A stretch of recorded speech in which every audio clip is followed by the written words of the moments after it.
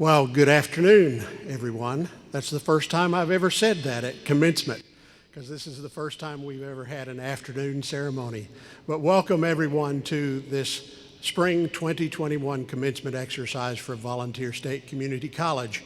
Welcome all of those that are here in the Pickle Fieldhouse with us, and especially welcome those that are joining us by live stream on the internet or by way of Comcast channel, cable channel 19. Welcome to all of you. At this time, all of the folks here in the gymnasium are already standing, but I'd invite those of you that are at home to stand as well for the singing of the national anthem. Summer Wakefield, would you come and lead us in the national anthem?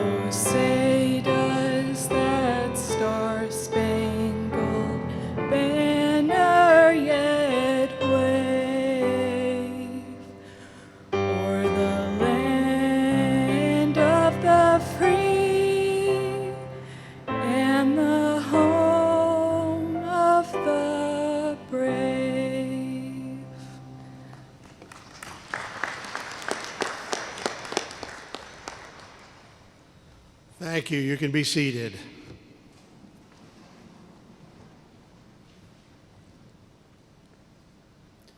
Thank you, Summer. We appreciate that. Summer is one of this year's graduates and is one of the first two graduates of our Associate of Applied Science degree in professional music. So we appreciate your contribution to today's ceremonies and appreciate Mark Grunland for your accompaniment on the piano. I know that today is a day of celebration and a day of great joy, but it also might be bittersweet to some of us because there are those that are not with us today that we would very much like to have been here. And so while we're giving thanks for our blessings, let's also take a moment to reflect on faculty, staff, students, friends, and loved ones that have been lost during this year. Would you join me in a moment of silence?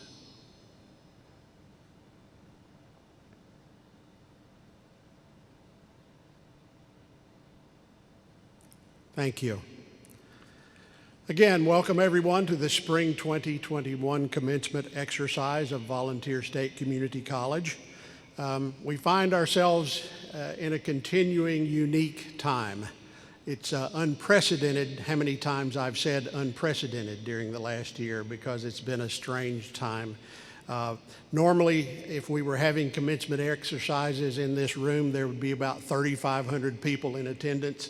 The graduates would be concentrated here in the middle. We'd have the bleachers out, we'd have the upper bleachers out, and we'd have a lot of people here. But because of the circumstances, because of the pandemic, we're not able to do that this year. But it's still a little better than last year. Last year we had only virtual ceremonies, and so we didn't get to have even the graduates together as we do this year. And so for those folks who graduated last year and didn't even have this option, we invited them to come back and be part of this ceremony. And so there are actually 44 folks that graduated last year that are participating with us today. So we welcome those as well. And again, as I said, this is the first time we've ever had two ceremonies in one day. so that we could socially distance folks. And so we appreciate all those that are here today and all those that are joining us by the internet or by way of cable TV to join in this occasion. This represents a step toward the new normal, even though it's a limited opportunity. But we knew we had to do something to try to celebrate this occasion, this milestone for our graduates, and appreciate the work of the Commencement Committee that has worked so hard to try to put this together, because when you've done the same thing the same way for about 20 years, it's not much of a task. But when you have to change and do something dramatically different, it requires a lot of thought and planning, and so we appreciate the members of that community. And I've been especially looking forward to this occasion. Of course, graduation is the favorite part of being president of the college, but this is also the first time that I've seen a group of you together with the new style of regalia, the black gowns and the sashes. We started that last year, but again, everything was virtual, and so didn't get to see a group of graduates together in the new regalia. And so if you'll let me be a little bit corny here, you look marvelous. All right. I understand that we have a lot of people that are joining us. For the first service, I was told we had over 500 people that logged in to view the ceremony. The information that I have is that we have folks from 34 U.S. states that are viewing this graduation, and we have people from all around the world, maybe as many as 14 different countries that are viewing this ceremony. And I think the person in this ceremony, with the family viewing from the greatest distance, or at least from the largest number of countries, is Danielle Castillo. Where are you, Daniel? Stand up. Stand up back there. Okay, so Daniel has family from Spain, Venezuela, and Chile that are tuning in. So family, there's your baby boy. Thank you. Thank you. For those family and friends that are not able to view the ceremony live, or if you just want to see yourself on TV later on, the ceremony will be streamed again at the same website where it's being streamed now, volstate.edu/graduation. And that will start on May the 13th on demand. You can join there anytime and see it. Also on May 13th, it will be rebroadcast on cable TV. Cable channel, Comcast Cable Channel 19 or UVerse Channel 99. And the program will be aired twice daily at 4 p.m. and at 9 p.m. So you can let your family and friends know about that. Each year, I take time to thank the people that have worked so hard to put this ceremony together. Ceremonies this complex and with this many moving details don't just happen. It requires planning and implementation. And in the past, I've typically given my thanks toward the end of the ceremony. And then a couple of years ago, I realized that people weren't paying much attention. By the time you got near the end, everybody was just anxious to get to the last amen and get out of here. So I'm going to thank people at the beginning so that we don't fail to recognize their contribution. Thank you again to Summer Wakefield and Mark Granlund for the musical presentations. Thank you to Ben Graves, the Department Chair for Performing Arts, for making the arrangements. Thank you to our sign language interpreter. Thank you to Assistant Vice President Hillary Marabetti, who will be calling the names. The Commencement Committee has done a marvelous job of planning and organizing. Our Student Services Division, especially the Records Office, have put in many hours communicating with you, getting everything lined up, advising you of all the protocols for today's ceremony. And then many members of our media team and our physical plant team have been working all week long to get things set up, to get the chairs in just the right places. And so we appreciate the work of all of those folks and the job that they have done well. At this point, I'd like to introduce the folks that are joining me on the platform, members of the college leadership team, and I'll ask each to stand as I introduce them. Karen Mitchell, Vice President for Resource Development and Executive Director of the Foundation. Jennifer Brezina, Vice President for Academic Affairs. Nick Bishop, Vice President for Economic and Community Development. Colette Catania, Vice President for Institutional Effectiveness, Research Planning and Assessment. Anne Marie McKee, Assistant Vice President for Student Services. And Jennifer James, Faculty Council Speaker. At Vol State, one of our core values is that we are all educators, regardless of your title or your role. You have a part to play in education. And you may never have seen any of these people in your classroom. You may never have seen them at all in your time here at Vol State. But trust me, they have all played very important roles in your educational experience here at the college. We have other honored guests on the platform that I'll be introducing as they participate in this ceremony. So graduates, once again, congratulations on this great celebration day. A total of 788 students were eligible to participate in today's ceremony. Obviously, not all of them chose to be here today.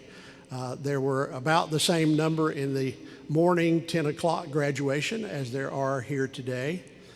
As I mentioned earlier, 44 actually graduated last year but wanted to participate in this ceremony. 27 of you are graduating with a 4.0 GPA. Yeah.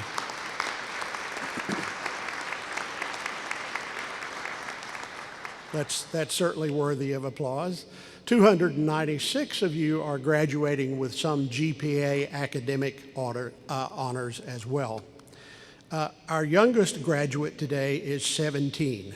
In fact, I should say graduates because we have more than one person who's graduating today that's 17.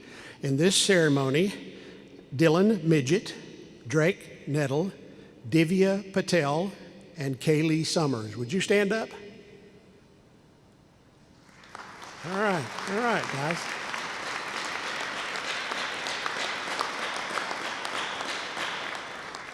And so these folks are students in our middle college, which means they have been high school students and college students at the same time. And so today they're receiving their associate's degree. They won't get their high school diploma for another 2 weeks.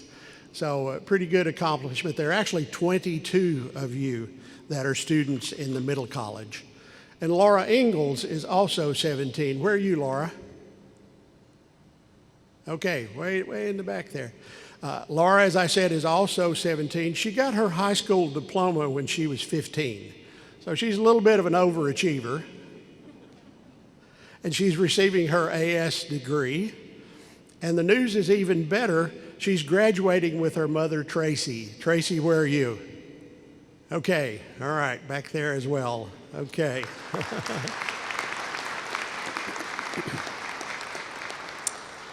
On the other end of the spectrum, our oldest graduate this ceremony is 70. 70 years, yeah, that deserves applause. The oldest graduate, or I've been told I should say the most senior graduate, not the oldest graduate. The most senior graduate participating in this ceremony is Cindy Landstron. Where are you, Cindy? Right up front. So congratulations, Cindy. She is earning her AS degree and is 62 years old. And by the way, I had her permission to tell her age. Never tell a woman's age without her permission, okay? Word to the wise.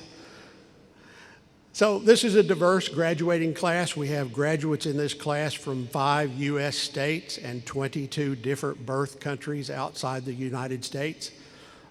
This is also a family affair. Daniel and Kevin Allberger are brothers. Where are Daniel and Kevin? Where are you guys? Oh, okay. Oh, we're here. All right, brothers.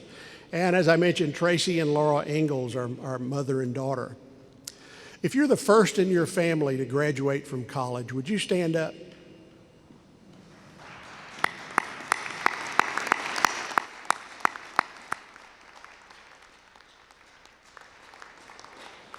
Thank you. You can be seated. If you're a parent, would you stand up?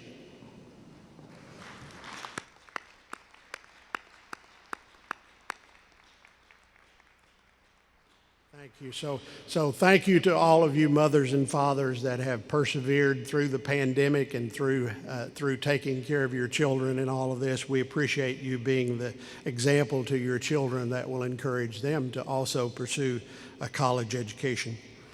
If you started at Vol State because of the Tennessee Promise, would you stand up?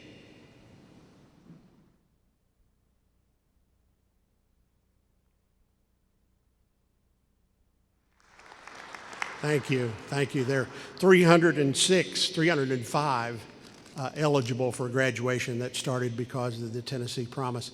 If you came back to college or started college because of the Tennessee Reconnect, would you stand up?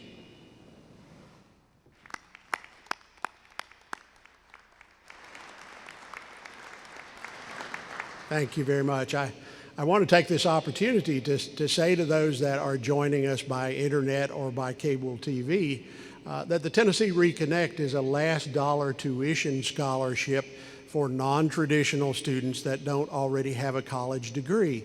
And so you could attend Vol State tuition free, and in the very near future, maybe even as soon as next semester, depending on how many credits you already have earned, you could be sitting in the audience with graduates instead of watching as a spectator.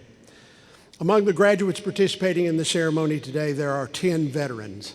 If you are a veteran today, a reservist or an active duty military member of any of the branches of military service, would you please stand and accept our appreciation for your service?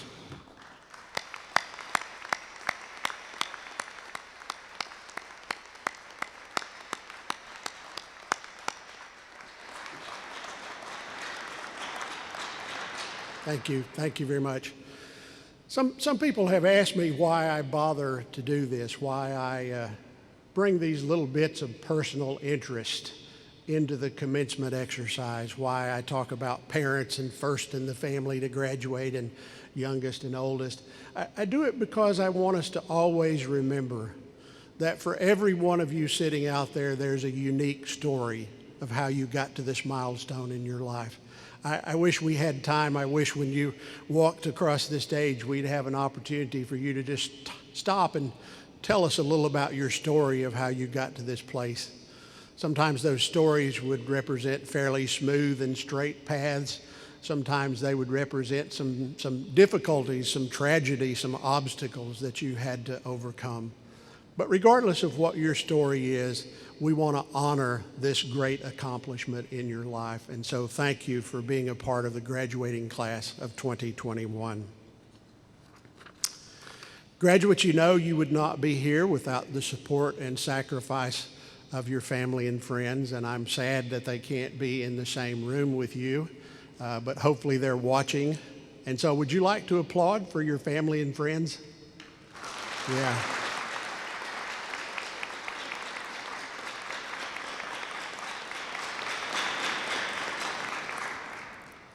And you also know you would not have made it to this point without our wonderful, dedicated faculty.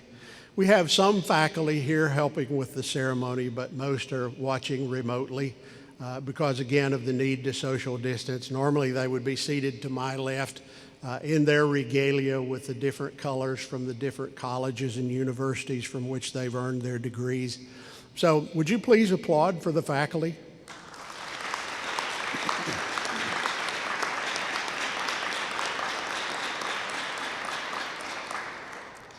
And so I would just encourage you, since you didn't get to see them today, if you would just find some way to express your appreciation to them, maybe an email, maybe a note or a letter, would you let them know how much our fine faculty impacted your lives? And again, normally they would be here with us, and they were somewhat bummed that they couldn't be here with us. But they did want to send expressions of encouragement and congratulations to you by way of video. The faculty of Vol State want to say that we are so proud of each of you and your achievements. Congratulations, graduates. All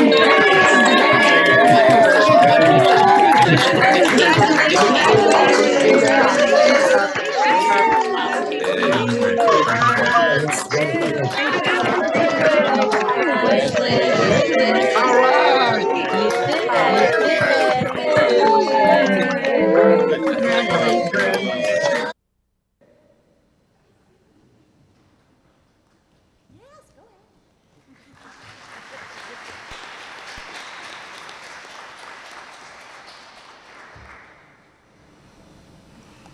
Wasn't that wonderful? I can't wait until we're all back and can celebrate each of you again face to face. My name is Jennifer James, and I serve as Faculty Council Speaker, and it is my privilege today to present the Outstanding Graduate Award. Before I do that, though, on behalf of Vol State faculty, we want to first recognize the hard work and success of all of our graduates. Through the struggles and storms, uncertainty and stress, you were resilient. Through online classes and endless Zoom meetings, you persevered. And in the middle of January, as you began your last semester at Vol State, the pandemic was at its peak. The country was struggling. And Amanda Gorman, the youngest poet to give an inaugural address, challenged us with this question. So while once we asked, how could we possibly prevail over catastrophe? Now we assert, how could catastrophe possibly prevail over us? So graduates of Vol State, it is no small thing that you prevailed and that you are here today. We are so proud of you. Good job.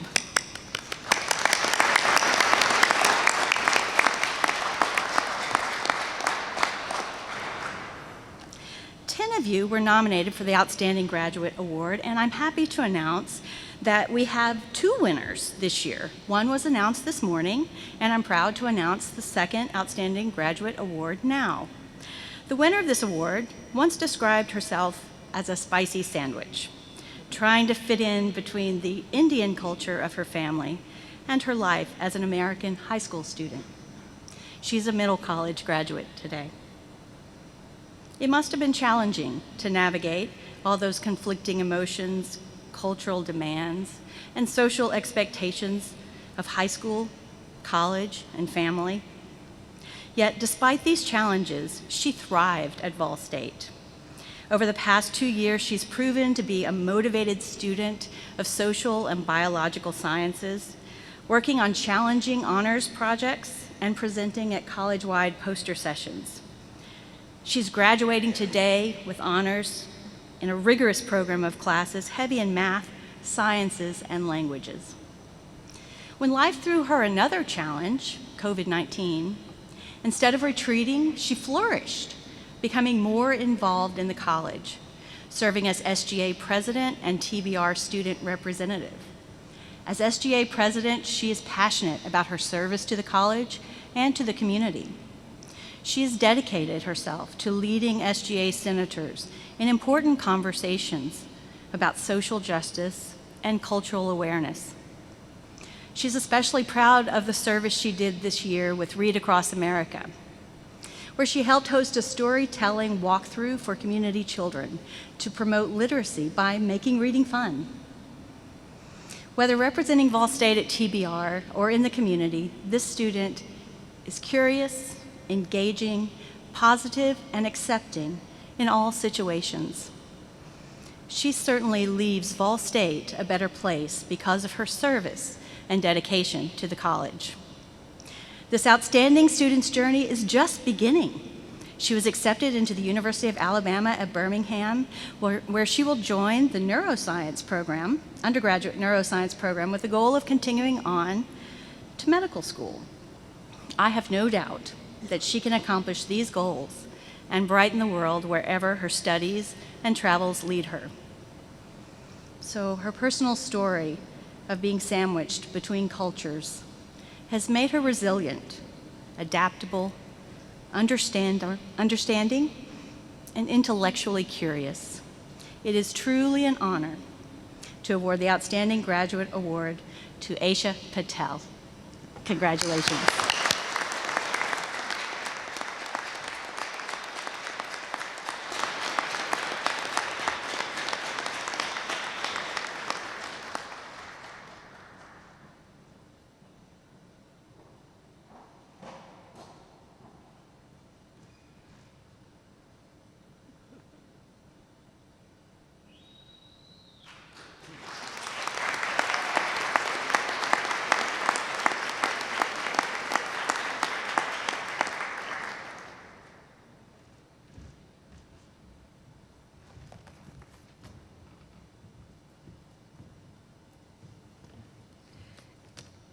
It is a pleasure at this time to recognize those students graduating with honors as designated in the program.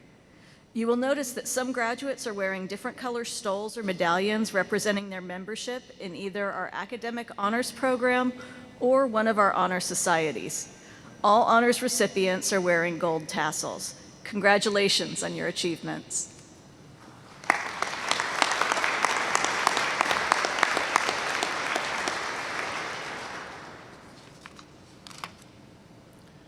It's now my great privilege and honor to introduce to you this year's Vol State Distinguished Alumnus, who is here to welcome you as graduates into the Vol State Alumni Association. This year, the Volunteer State Community College Alumni Advisory Council named Evelyn Hill as their 2021 Distinguished Alumnus of the Year recipient. Evelyn is a 2000 graduate of Vol State and is the Senior Divisional Director at the Jason Foundation. In addition to her degree from Volunteer State Community College, Evelyn also earned a bachelor's degree in Human Resources Management and Services from Trevecca Nazarene University. Evelyn is a graduate of Leadership Sumner, a member of the board of United Way, serving on the Executive Allocation Committee, and currently serves as the chairperson of the Vol State Alumni Association. Evelyn attends Corona First Baptist Church in Mount Juliet, where she serves on the ministerial staff, outreach ministry, and on the Mothers Board. Evelyn, please come.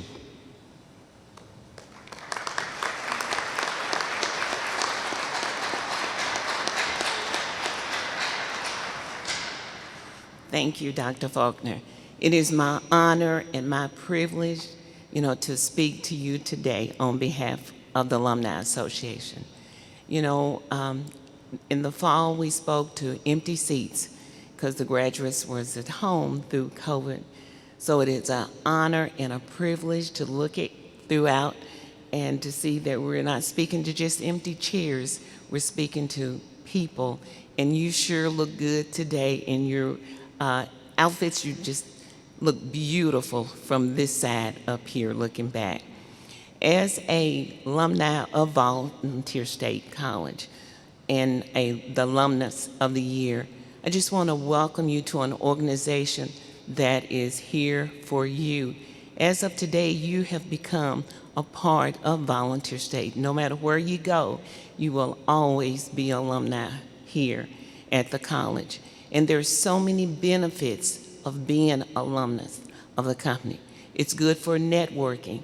You may not believe it. You might say, well, you know what, I'll never see those people again. And you might not, but you will meet other people who have graduated from here, and they can help you in whatever you might need. The faculty's here, the staff is here, and just your sisters and brothers that you've graduated with are here. So there's benefits in networking with one another. There's benefits in even knowing that the events that the alumni put out, we will send you information on postcards and through newsletters. And so it's so important that you, when you leave, make sure you have your address on file, your email address, because we want to stay in contact with you. And also invite you to different things that we have here at Volunteer State. On next Friday, we will have the Educator Women's Group luncheon. So take all the things that the Alumni Association has for you. We also have in the fall, Complete the Dream event, and even the golf tournament for you, some of you guys who love to play golf. Come back, join up with that. Also, we want to just let you know what's going on here at the foundation. We want you to be a part of it. Most of all, we want you to give back. Someone helped you to get where you are today. So don't forget that. The Alumni Association helped us sponsor scholarships, and pay for tuition and books. Help someone else. And I've always said, when you're telling people about giving, they'll say, you know what, I wrote my last check, I paid for my books, I'm not doing any more. But guess what? Somebody helped you to get to that state. So turn back around and help to complete someone else's dream. The Alumni Association, we love you, we welcome you, and best of all, you know, God has blessed you. Last year was a year that everyone went through, but you're here today by the grace of God, and He put you here to help someone else, not just yourself, but you're blessed when you help other people. So from the Alumni Association, we just want to say congratulations, you did it, and just enjoy your time. God bless you real good.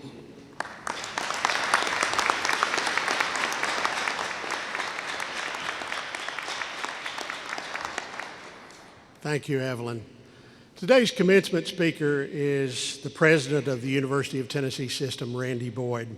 He was appointed president of the University of Tennessee by the UT Board of Trustees in March of 2020, following a 16-month period as interim president.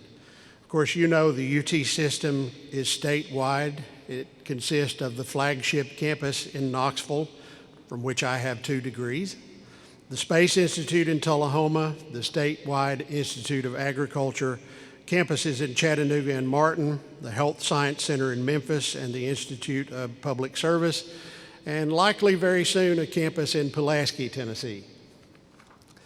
The UT system also manages the Oak Ridge National Laboratory in a partnership with Battelle.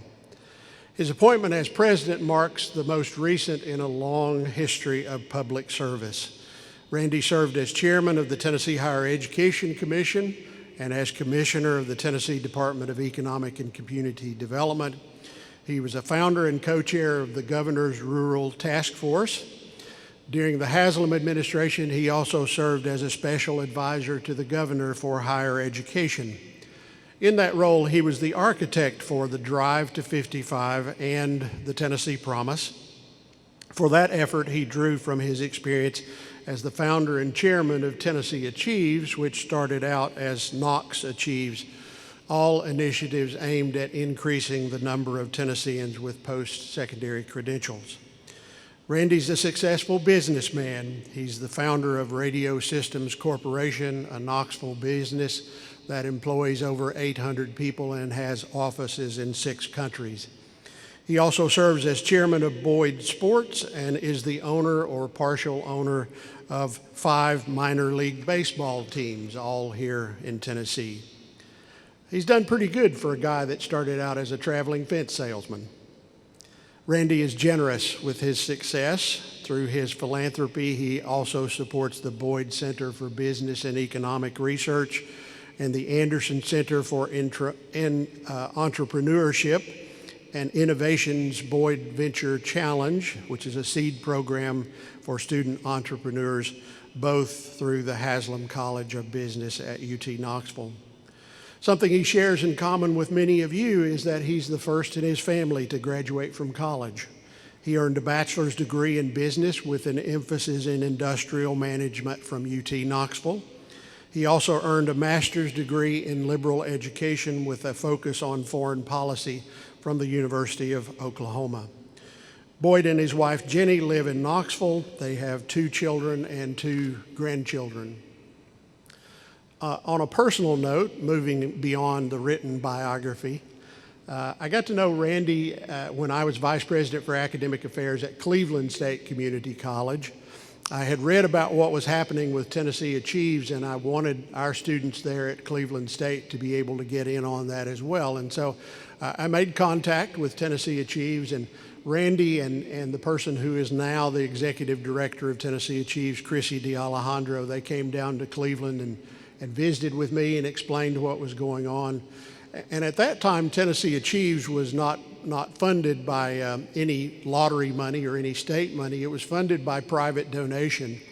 And the thing I remember is that before Randy left town that day, he had made contacts with people and raised the money to make it possible for Bradley County students to participate in Tennessee Achieves.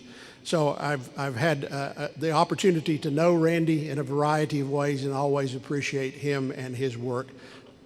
President Boyd.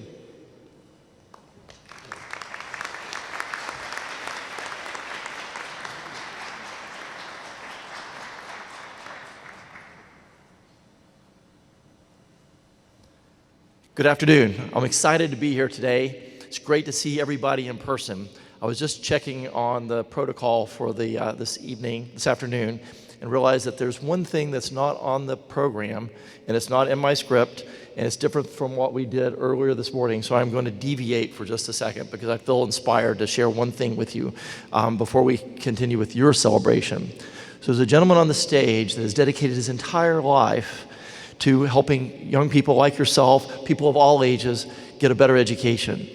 He's been to over 50 graduation ceremonies like this. Today is his last one, and that would be Dr. Faulkner. Could we all stand and give him a round of applause?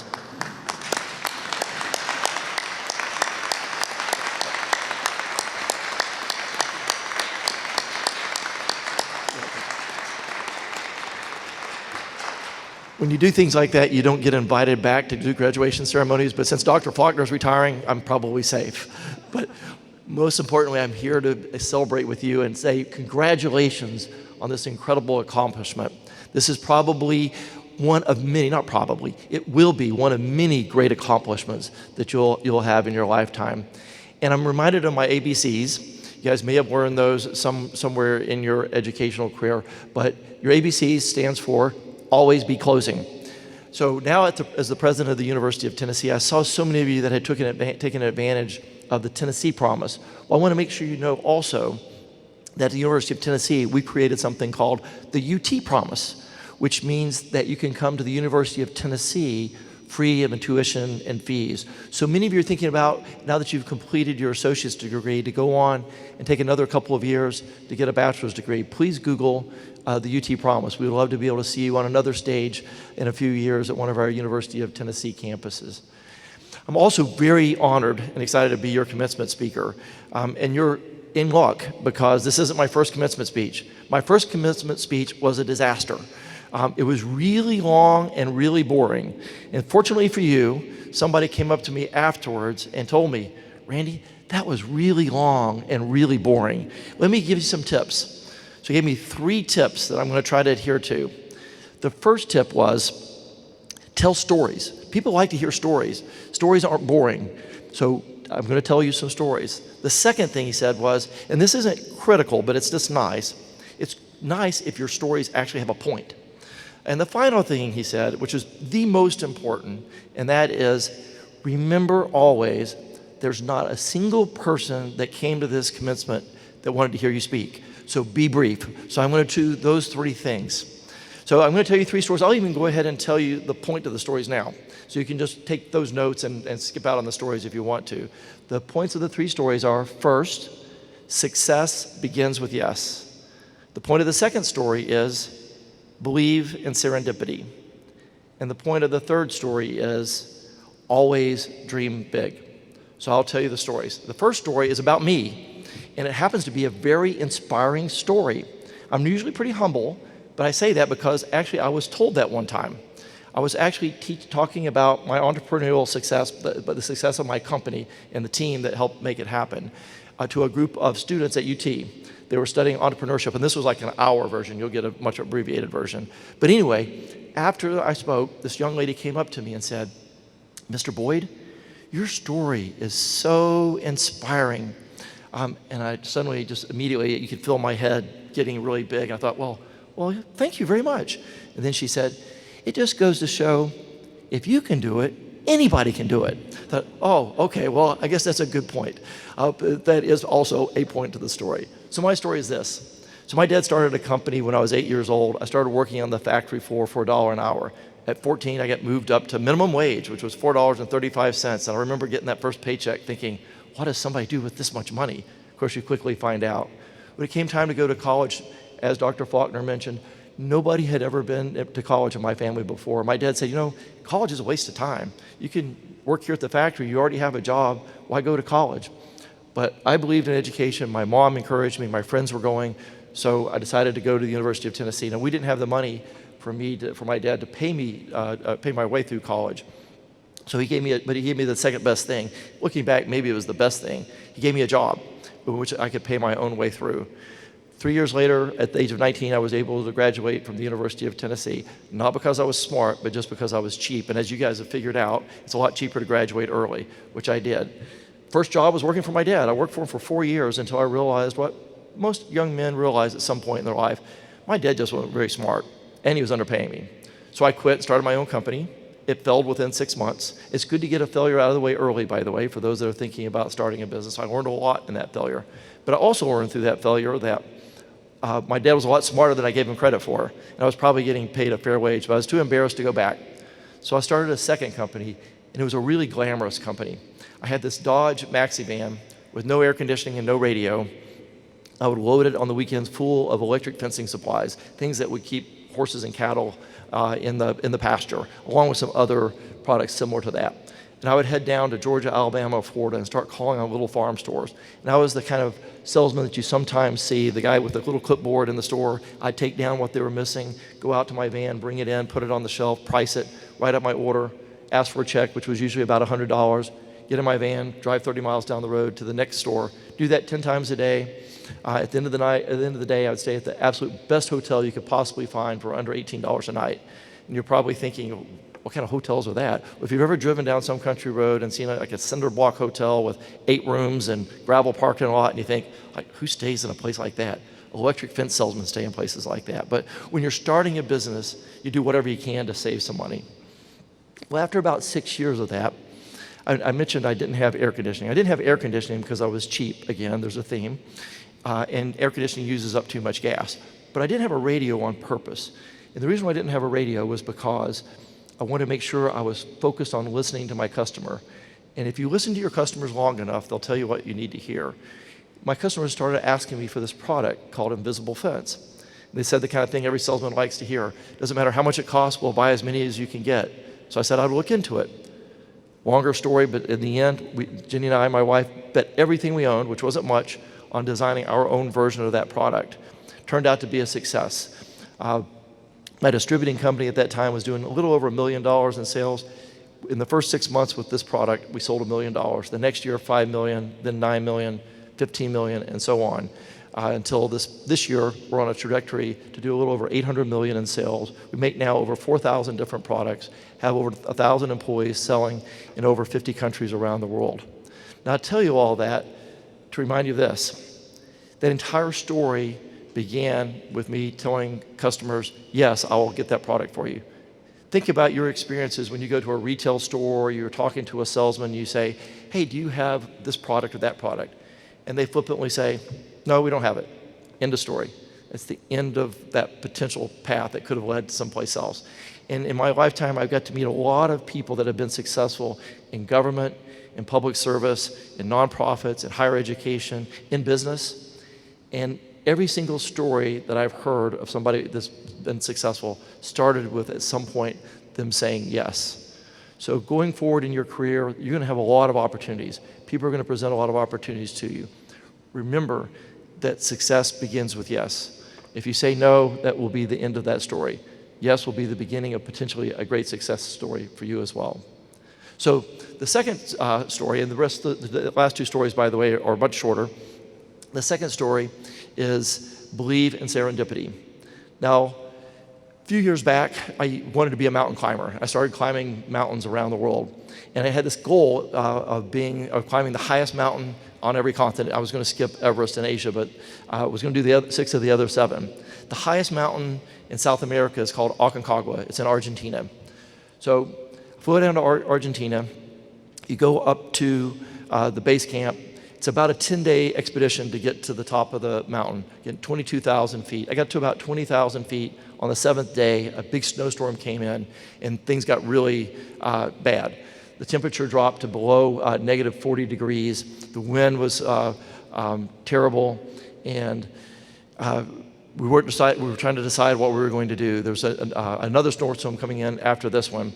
The night that we made the decision not to go forward, 2 other mountain climbers came down off the mountain. One ended up with pulmonary edema, where your lungs fill up with water, and another one had severe frostbite, which I learned later. He lost 1 foot and all the toes on the other foot. And at that moment, we decided, we had promised our wives that we were going to turn back if it ever got bad, so we did. Ended up going back down to the little town of Mendoza. In Mendoza, at the bottom of the mountain, in January, it's 90 degrees. It's their summer. We were stuck there for another 2 days. We couldn't get our flight back out. So you do the only thing that you do in Mendoza, which is tour wineries. There's over 500 wineries within a 50-mile radius of Mendoza. Touring the wineries, fell in love with the place, the people, and the culture, and the wine. Brought my wife down the next year. We ended up buying a vineyard, and we've had it now for 12 years. The point of the story is, I went down there to touch some cold, barren rock, a really terrible place at the top of a mountain. But instead, I left with a vineyard that we now have had for over a decade, and it's given our family and our friends a lot of joy and a lot of happiness. So sometimes, even though you set out to do one thing, you end up with something better. The definition of serendipity is finding something better than you planned, something that was unexpected. And so since that time, I've thought a lot about serendipity, and there's been a lot of serendipity in my life. I never expected, it was never a part of my plan to be the University of Tennessee president, but it's the best job I think I've ever had and could have. I love this role, but it was never part of the plan. So today, as a ritual, and this is a true statement, every morning I have a plan. I wake up in the morning, the alarm clock goes off, and I lay there and think, what am I going to do today? And kind of go through the mental list of all the things I've got to look forward to that day. But then I remind myself, I wonder what serendipitous thing is going to happen to me today. And I find if you wake up every day expecting serendipity, you'll find it. If you expect something bad to happen to you every day, it probably will. If you expect something good, you'll look for it, and you'll be able to take advantage of it. So expect serendipity. And by the way, if any of you are over 21 years old, I don't want to encourage anyone otherwise, but if you're over 21 years old and you'd like to buy a good bottle of wine, again, reminding me of my ABCs, always be closing, you could look for our wine. It's under the label Serendipity. The final story is this. And the point to this story is always dream big. So as Dr. Faulkner mentioned, I had the pleasure of serving Governor Haslam as his Commissioner of Economic and Community Development. And if a governor ever calls you and offers you that job, take it. It's one of the best jobs you could possibly have. You travel all over the world, bringing companies to the state of Tennessee to provide jobs for people in our state. I loved doing that. We brought over 52,000 jobs in the 2 years. It was incredibly rewarding, but my favorite week and my favorite hour of that week in the entire 2 years was a time when Governor Haslam and I, taking a bunch of other business people to Israel on a trade mission, had a time just to the two of us to visit with a gentleman named Shimon Peres. Now, I won't ask for a show of hands, but there's probably a lot of you that may not have heard of Shimon Peres, but he was very famous in his day. Shimon Peres was president of Israel twice. He was a cabinet minister in Israel, one of the leading positions, 12 different times. 3 of those times, he was the prime minister, which is the person that runs the country. He was the defense minister at age 26, in a country where defense is pretty important. At age 26, he's the defense minister. And, oh, by the way, he won a Nobel Peace Prize.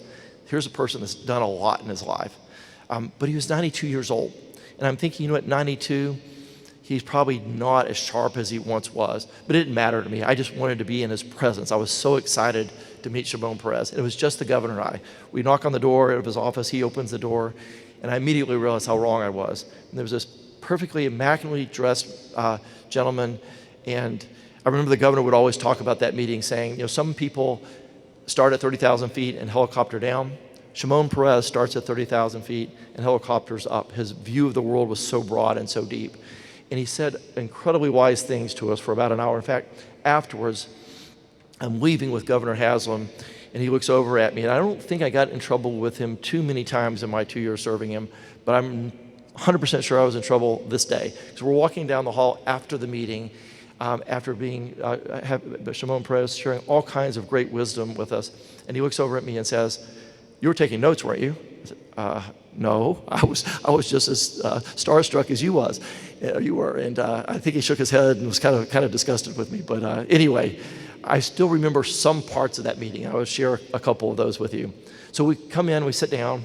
It's just the 3 of us, and he could tell we were probably like a lot of his guests that really don't know how to start. And so he helps us. And he says, you know, a lot of times when people meet me, the first thing they ask is, what was your greatest accomplishment? Thinking, wow, this is going to be great. You know, Nobel Peace Prize, defense minister at age 26, all the things that he's done. 92 years old. And he says, when people ask me what my greatest accomplishment was, I always tell them, my greatest accomplishment will be what I do tomorrow. And then they'll ask me, what was your greatest failure? And I always tell them, my greatest failure was I failed to dream big enough. Then he spent the next hour imparting infinite wisdom to us, of which I've totally forgotten because I didn't take notes. But I remember how we closed. He said, you're old when you can count more accomplishments of the past than you can dreams of the future. And you're forever young when you can count more dreams of the future than you can accomplishments of the past. Always be young, always dream big. So those are the three stories and the three morals I'd like to leave with you. Success begins with yes. Seize the opportunities when they're presented to you. Expect serendipity. If you look for it every day, you'll find it. And always, always dream big.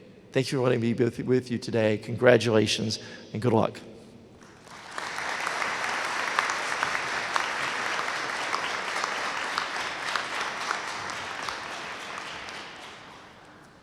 Thank you again, President Boyd. That's the second time I've heard that speech, and I think it gets better as it goes along. Thank you. That was inspiring. Dr. Jennifer Brazina, Vice President for Academic Affairs, would you present the graduates?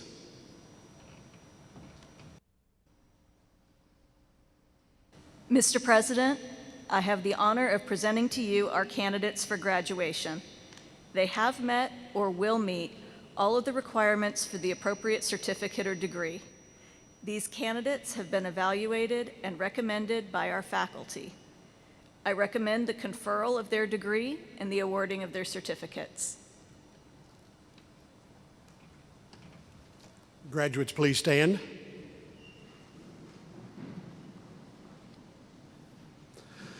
By authority of the Tennessee Board of Regents, Chancellor Flora Tidings, and the Tennessee General Assembly, I confer upon you the appropriate degrees and certificates earned. You may be seated. Graduates, please come forward to receive your degrees and certificates.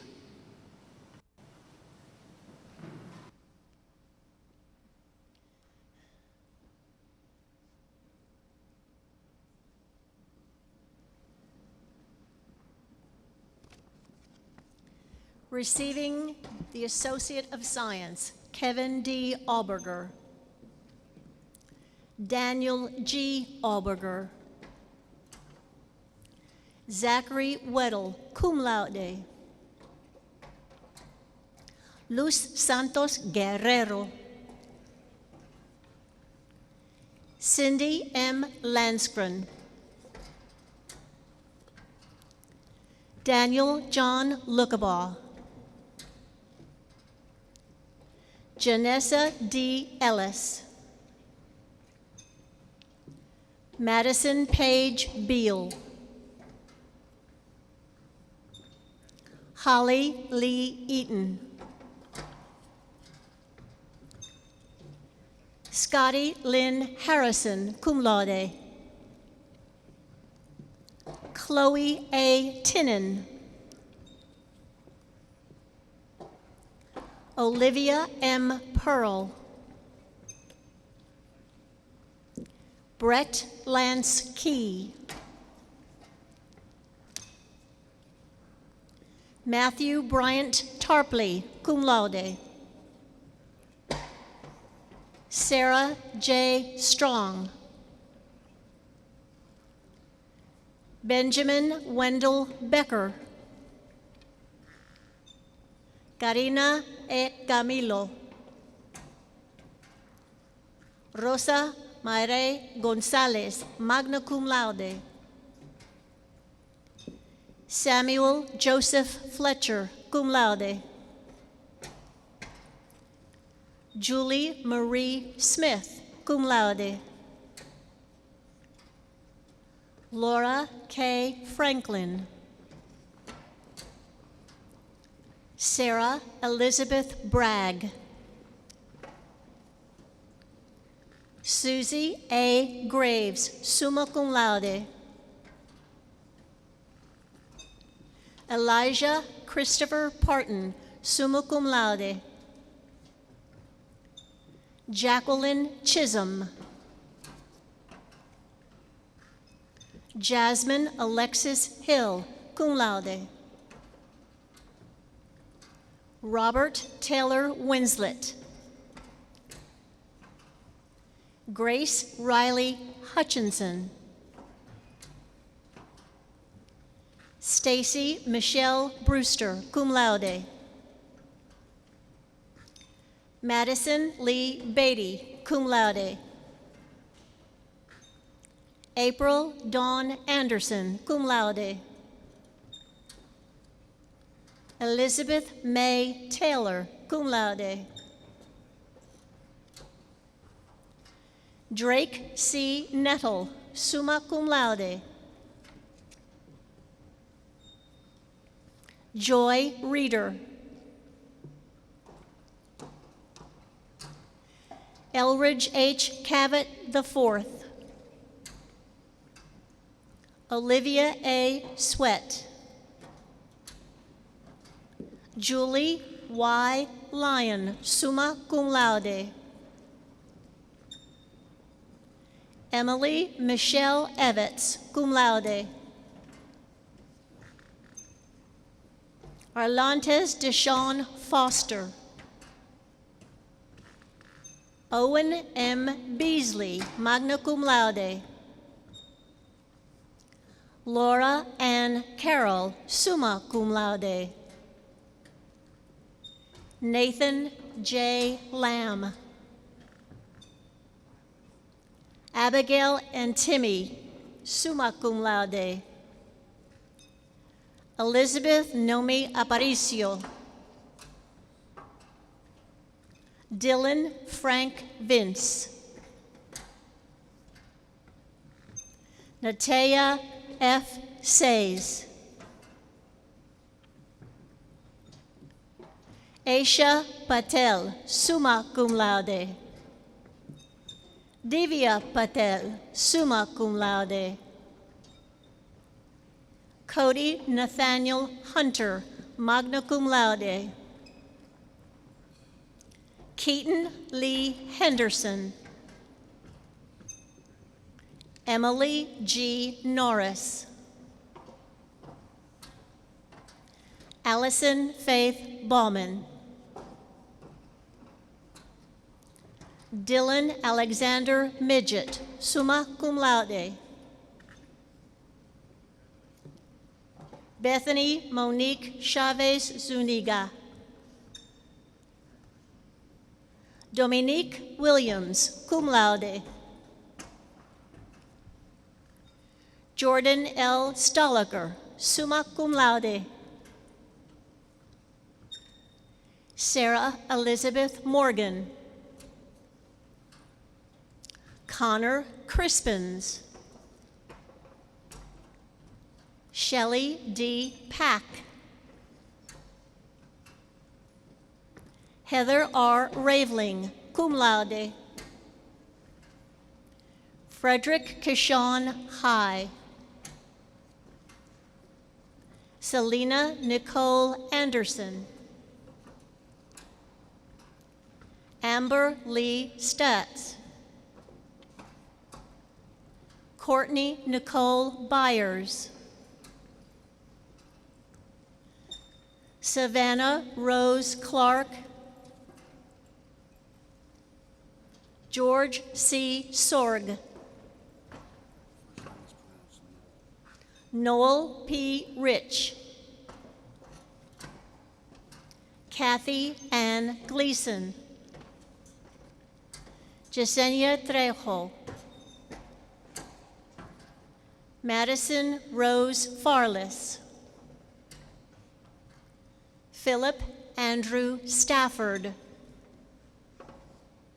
Abigail Myrtle Kelly, summa cum laude. Kimberly D. Baumkamp. Joshua C. Kemper, cum laude. Kenneth Austin Willoughby, cum laude. Kelsey D. Price. Savannah Lee Whitaker. Catherine M. Allen. Shelby M. Melton, magna cum laude. Ashley B. Johnson, summa cum laude. Deshawn M. Haney. Ashley Marie Bransford. Hannah Elizabeth Dykus. Kenton Michael Smith. Donnie Allred III. Stephanie Driver, cum laude. Isabel Kim Mares Cruz Marrero, magna cum laude. Destin James Reynolds. Julian David Sons, summa cum laude. Zachary James Brown. Lana M. Caballero, cum laude. Dakota W. Sasser.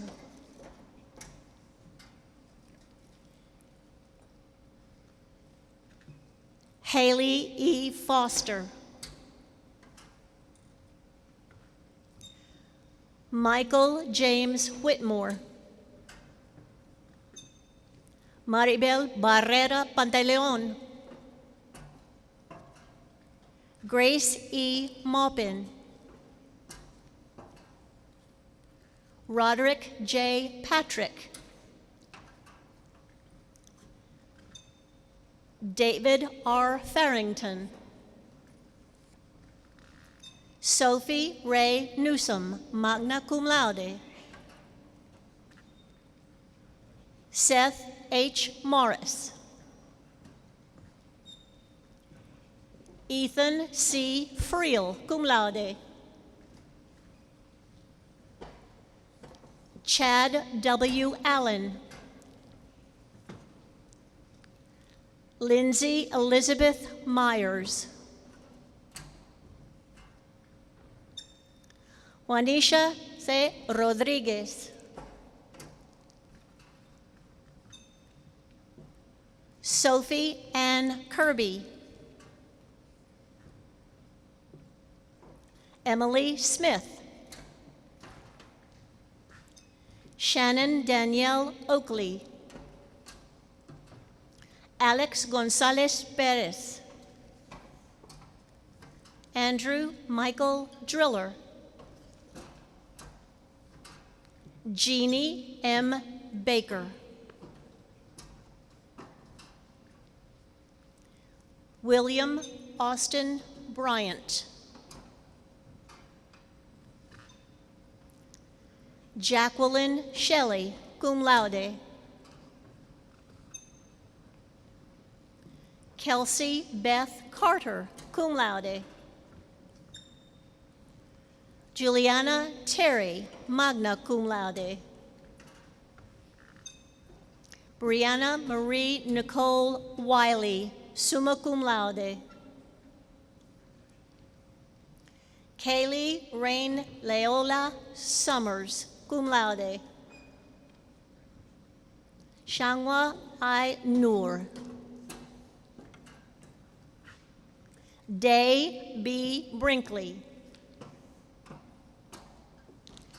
Madison L. Bumpus.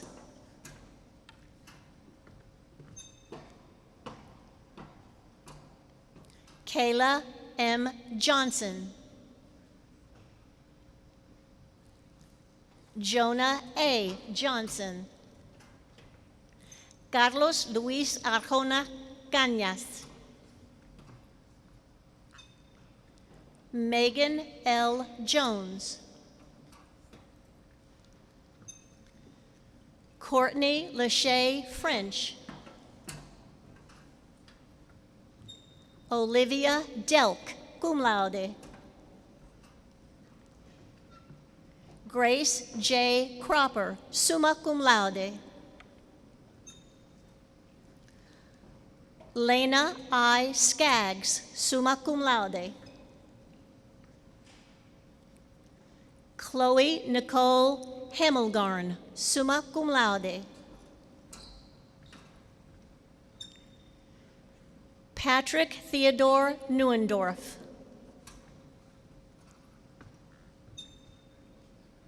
Faith N. Salamone.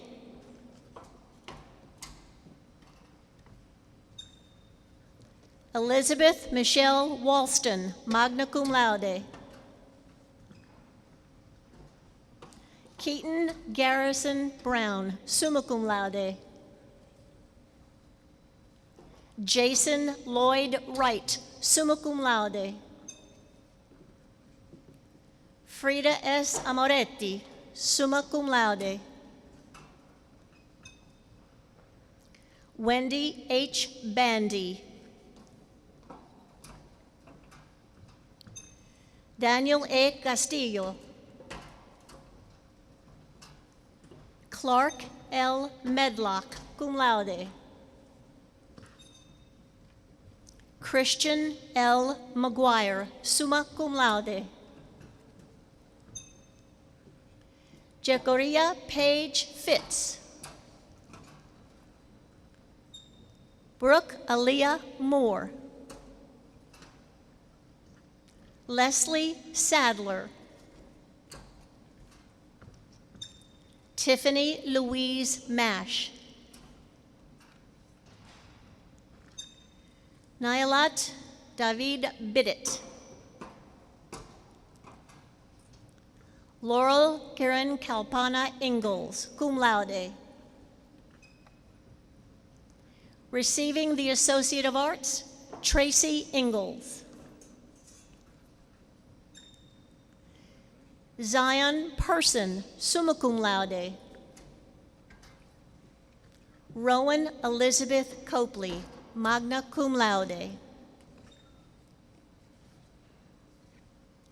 We will now recognize candidates participating in absentia. Tracy Diana Allen. Caden Tyler Angel, summa cum laude.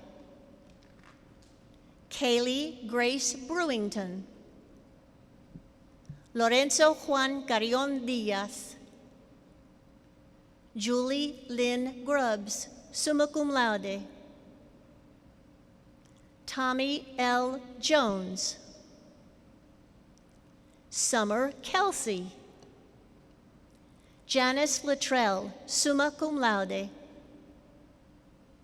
Ashley K. McIlvain, summa cum laude. Nakia L. Modisit. Mukosha Sharde Moorhead, cum laude. Kayla Osborne, magna cum laude. Ryan Francis Paul Robertson. Jaden M. Spurlock. Heidi Nicole Weil.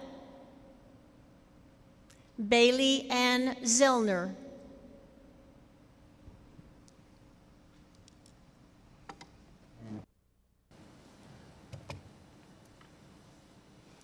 Will all of the candidates please rise?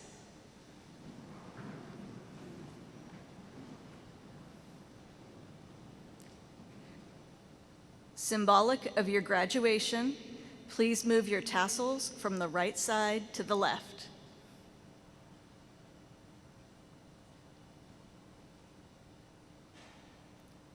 And now, I present to you the graduates of the Volunteer State Community College classes of 2020 and 2021. Congratulations, graduates.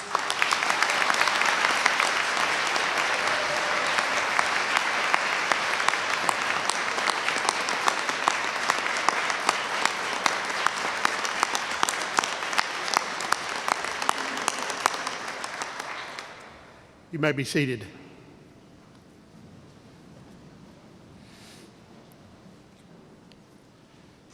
Dr. Flora Tidings is the Chancellor of the Tennessee Board of Regents, which is the system that governs Volunteer State Community College.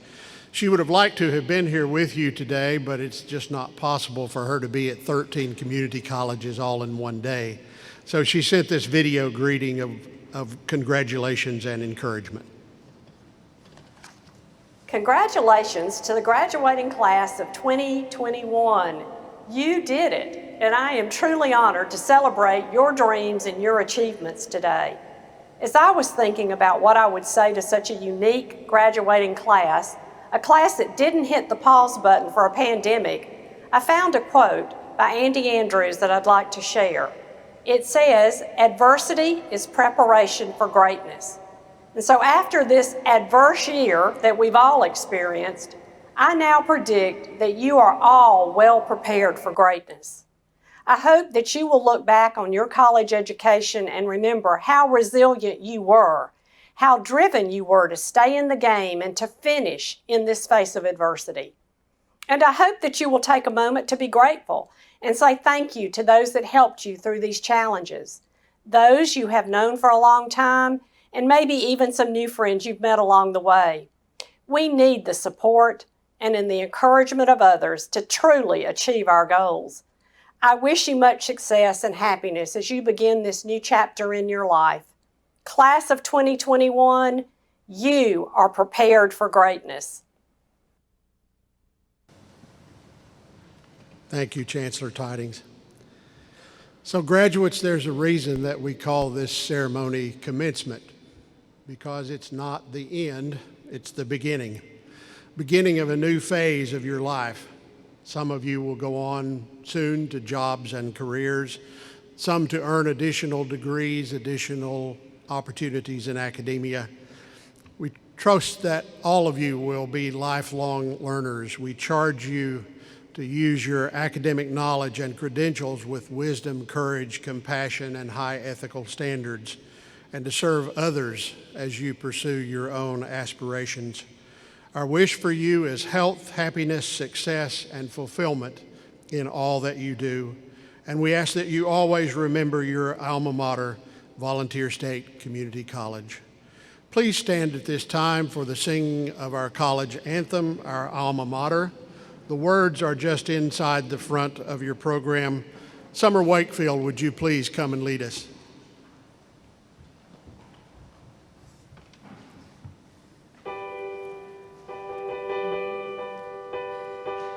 Dear alma mater, pride of Tennessee, we go forth to serve humanity, pioneers imbued with learning we, volunteer state, we pledge our loyalty. Down through the days, our hearts are filled with cheer.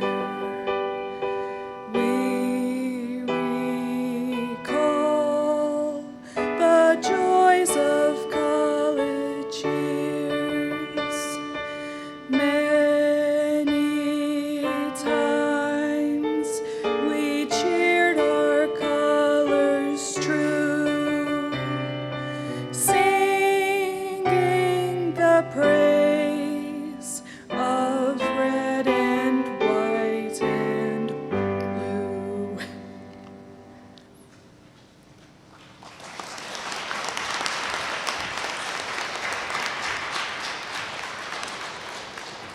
Once again, congratulations to all the graduates of the spring 2021 class of Volunteer State Community College. God bless you all.